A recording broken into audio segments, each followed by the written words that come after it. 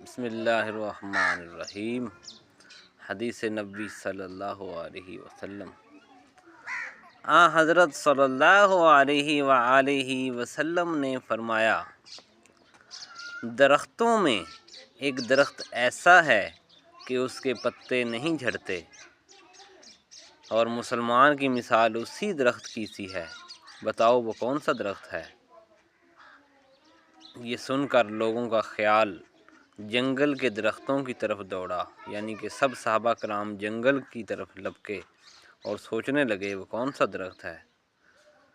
عبداللہ رضی اللہ تعالیٰ عنہ نے کہا، میرے دل میں خیال آیا کہ وہ کھجور کا درخت ہے، مگر میں اپنی کم عمر کی وجہ سے اور شرم کی وجہ سے نہ بولا۔